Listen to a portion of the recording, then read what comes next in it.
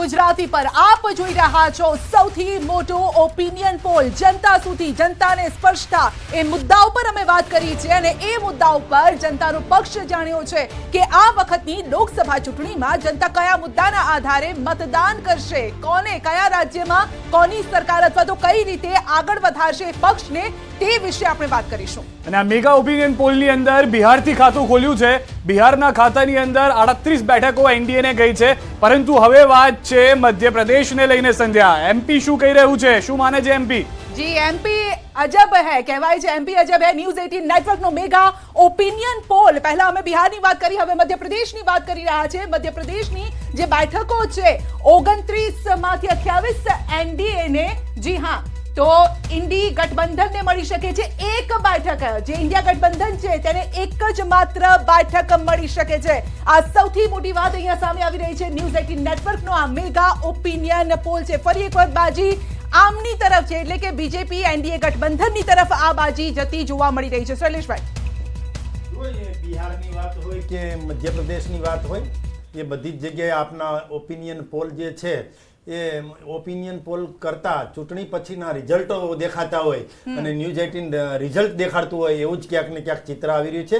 કારણ કે લોકોને ખબર છે કે કોણ આપણી સાથે રહે એમ છે। અને એમાં મધ્યપ્રદેશની વાત હોય કે બિહારની વાત હોય કે સમગ્ર દેશની વાત હોય, એ 4 કરોડ ગરીબોને પાકું મકાન આપ્યું છે, એનું જ આ પરિણામ છે। એ 11 કરોડ પરિવારો જે છે એને નળથી જળ આપ્યું છે, એનું આ પરિણામ છે। 25 કરોડ લોકો છે એને ગરીબી રેખામાંથી બહાર કાઢ્યા છે, એનું આ પરિણામ છે। 55 કરોડ લોકો છે એને આયુષ્યમાન ભારત કાર્ડ આપ્યું છે, એનું આ પરિણામ છે। અને 50 કરોડ લોકો છે એનું બેંક એકાઉન્ટ, કોઈનું બેંકમાં કોઈ બેંક જોઈ નહોતી એવા લોકોને બેંક એકાઉન્ટ ખોલ્યું છે, એનું આ પરિણામ છે। અને જે પ્રકારે કેન્દ્રની સરકાર વિકાસના કામ કરે છે કે એ એમ્સની વાત હોય, એરપોર્ટની વાત હોય, એ કદાચ સીએની વાત હોય, એ કાયદો અને વ્યવસ્થાની વાત હોય, એ ઇન્ફ્રાસ્ટ્રક્ચરની વાત હોય, એ આઈટી ક્ષેત્રની વાત હોય, કે એ કદાચ સ્ટાર્ટઅપ ઇન્ડિયાની વાત હોય, મેક ઇન ઇન્ડિયાની વાત હોય, ડિજિટલ ઇન્ડિયાની વાત હોય, તમામ ક્ષેત્રમાં એ કદાચ એક્સપોર્ટ કરવાની વાત હોય કે આત્મનિર્ભર ભારત પરની વાત હોય,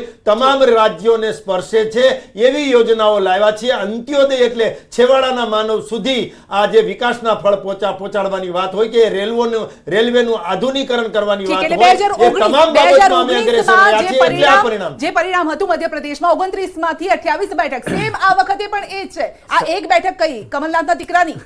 એવું નથી સંધ્યા, ભાઈએ એમ કીધું કે દસ્તાવેજ કરીને, એટલે દસ્તાવેજ તો આખા દેશ પર હમણાં પરિણામો આવશે એટલે દેખાશે।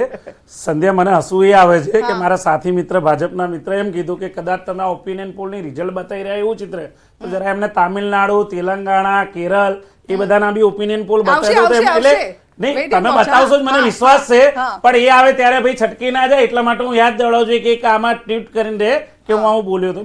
બીજી બાબત સંધ્યા, આ દેશના દરેક નાગરિકને ખાતામાં 15 લાખ આપવાનો ઝાંસો કોણે આપ્યો હતો?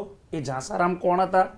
આ દેશની મહિલાઓને ગેસનો સિલિન્ડર, જ્યારે આ દેશમાં કોંગ્રેસની યુપીએના શાસનમાં 500 રૂપિયાનો હતો, સબસિડી વાળો ગેસનો સિલિન્ડર મળતો હતો, ત્યારે પણ ચૂંટણીલક્ષી ભાષણોમાં એ ગેસનો સિલિન્ડર મોંઘો છે એવો ઝાંસો આપીને બહેનોને છેતરનાર આ દેશના કયા નેતાઓ હતા, કઈ પાર્ટીના રાજનેતાઓ હતા?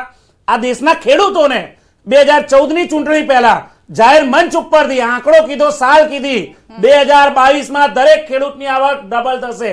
આજે 2020 થી એ ખેડૂતો દિલ્હીની સરહદો પર ખિલ્લા ઠોકીને સરકારે એમને આવતા રોક્યા છે। શરમ આવી જોઈએ આવા ઝાંસા અને આવા મુંગેરીલાલના હસીન સપના જેવા જે બણબાંગો ફૂકે છે, જે લોકો ખોટા વાયદા આપે છે, વચનો આપે છે। જ્યારે 60 રૂપિયા પેટ્રોલ હતું અને 48 રૂપિયા ડીઝલ હતું, ત્યારે એવા મહંતોને એવા મંચ બનાવી દેવા, એવા ઝાંસા સરકારી ફાયદો આપીને એવા રામદેવ બાબા જેવા બાબાઓને જાહેર મંચ બનાવી દેતા હતા।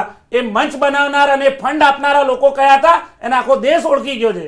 આજે એ બાબા રામદેવ ક્યાં ખોવાઈ ગયા? આજે માથા પર હાથ રાખીને જે જંતર મંતર પર નહીં, હું સદ્ય તરફ જઈ રહી છે, તમારી પાસે શું છે ને કેમ નથી આવતું એ તો વાત કરો। ચલો હવે એ સવાલ પર આવીએ। મધ્યપ્રદેશમાં જે સવાલ પૂછવામાં આવ્યો હતો, છેલ્લા 5 વર્ષની અંદર તેમની પરિસ્થિતિ શું છે, આર્થિક જે રીતે કેટલી બદલાઈ છે તેને લઈને સવાલ કરવામાં આવ્યો. જનતાએ શું કીધું, કારણ કે 28 બેઠક આપી છે તો જનતાએ જાણવું પડશે. 83% લોકો સંધ્યા કહી રહ્યા છે કે પહેલા કરતા સારી છે. 29 બેઠક કેમ એ ખબર પડે, પહેલા જેવી જ છે તેવું 12% લોકોનું, પહેલા કરતા વધુ ખરાબ છે તેવું 3%નું ને ખબર નથી, કહી ન શકાય. પ્રશાંતભાઈ, અગેન એ જ વાત જે સંધ્યા પણ કહી રહ્યા હતા, આની પહેલા પણ વાત થઈ રહી હતી. હજી એક વધુ એક મહત્વનો સવાલ સંધ્યા એ પણ લઈ લઈએ. બીજો એક જ સવાલ પણ એ આવ્યો છે કે તમે આગામી 1 વર્ષમાં તમારી આર્થિક સ્થિતિ કેવી રહે તેવી આશા રાખો છો. ભવિષ્ય વિશે દરેક કોઈ વિચારે છે, આ પાર્ટીના નેતાઓ પણ ભવિષ્ય વિચારે છે, માટે જ અહીંયા છે અને માટે જ જનતા પાસેથી એ ઈચ્છી પણ રહ્યા છે કે તેમને વોટ આપે. તો આગામી 1 વર્ષમાં આર્થિક સ્થિતિ કેવી રહે તેવી આશા છે, સારી થશે. આ 85% લોકો માને છે સારી થશે, આશા છે જ એમને કે સારી થશે, એવી જ રહેશે. 9% લોકો વધુ ખરાબ થશે, 2% અને ખબર નથી, કહી ન શકાય તેવું 4% લોકો માની રહ્યા છે. મોટો વર્ગ એવું માની રહ્યો છે કે સારી થશે. આશા અપેક્ષા કહેવાય છે કે આશા અમર છે. શું તમે તમારા અને તમારા પરિવારના ભવિષ્ય વિશે આશાવાદી છો? આશાની વાત સંધ્યા આપે કરી છે, તો આશાવાદી કેટલા છે લોકો તે પણ જાણી રહ્યા. 76% લોકો હા કહી રહ્યા છે, ના કહેવા વાળા 17% છે, કહી ન શકાય તેવા 7% લોકો છે. હવે જે આ 3 સવાલના આંકડા જોવા મળી રહ્યા છે પ્રશાંતભાઈ, કેમ 29 માંથી 28, તે આ 8000 લોકોનો જે સર્વે કર્યો મધ્યપ્રદેશનો, તે કેમ આવું કહી રહ્યું છે? કદાચ તે આના પરથી સ્પષ્ટ થાય. મધ્યપ્રદેશ નામ જ જેનું મધ્ય એટલે હાર્ડ છે એકદમ, અને હિન્દી હાર્ટ બેલ્ટનું હાર્ટ કહેવાય. ગઈ વખતે પણ આ જ પરિણામ હતું. એમાં 2014માં જ્યારે મોદી સાહેબ તો પહેલી વાર લડતા હતા ત્યારે પણ 27 સીટ લઈ આવ્યા હતા, 2 જ સીટ, એમાં એક જ્યોતિરાદિત્ય સિંધિયા હતા જે હવે આ બાજુ આવ્યા. મધ્યપ્રદેશનું રાજકારણ બહુ જ અલગ છે. તમે સમજો, આ જે 83% આંકડો છે ને, કદાચ તમે એ 1 વર્ષ પહેલા પૂછ્યો હોત ને તો કદાચ 5-10-20% ઓછા હોત. પણ લાડલી યોજના જેના થકી આજે આ સરકાર પલટાઈ ગઈ, ભલે મામા શિવરાજ મામા નું બહુ જ એમ જેને કે એન્ટી ઇન્કમ્બન્સી પણ કહી શકાય, પણ આપણે બી ચર્ચા કરી હતી એ વખતે મધ્યપ્રદેશમાં સરકાર બને ભાજપની એવી કોઈ ભીતિ આપણને દેખાતી નહોતી. તેમ છતાં બમ્પર વિજય મળ્યો. તો એ કંઈક ગ્રાસરૂટ લેવલની વાતો બહાર આવી. અને હવે તો મામા પોતે લોકસભા લડે છે, કાલે આ જ મામા કદાચ કેબિનેટમાં મંત્રી પદે બેઠા હશે. તો આ બધી પરિસ્થિતિના હિસાબે, અને મેં કીધું હિન્દી હાર્ટબેલ્ટ છે. ગુજરાત, રાજસ્થાન, મધ્યપ્રદેશ, છત્તીસગઢ, હરિયાણા, ઉત્તરાખંડ, હિમાચલ, આ 5-7 રાજ્યો એવા છે કે જે કદાચ પાક્કા પાયે હિન્દુત્વના રંગે રંગાઈને પછી આ વોટમાં એ કન્વર્ટ થતું હોય છે. ઇન્ડિયા ગઠબંધનના મુદ્દા બધા સાચા. મને એવું હતું મધ્યપ્રદેશમાં, કારણ કે કોંગ્રેસે જે રીતે પ્રચાર કર્યો, જે રીતે રાહુલ ગાંધી, પ્રિયંકા ગાંધીએ આરતી કરી હતી ઉજ્જૈનમાં જઈને, અને એ સિવાય એક સોફ્ટ હિન્દુત્વ, એ સિવાય મુદ્દાની વાત કરી હતી. કારણ કે મધ્યપ્રદેશમાં 2 સરકાર જોઈ છેલ્લા 5 વર્ષ રાજ્ય સરકારની દ્રષ્ટિએ. કમલનાથની સરકાર 1.5 વર્ષ જોઈ, ત્યારબાદ મામાની સરકાર. ત્યાં 4 ભાજપ છે. હું દર વખતે કહેતો, ત્યાં 4 પ્રકારનું ભાજપ છે. એક મામાનું ભાજપ, એક રાજાનું ભાજપ એટલે જ્યોતિરાદિત્ય સિંધિયાનું, અને એક નારાજ ભાજપ.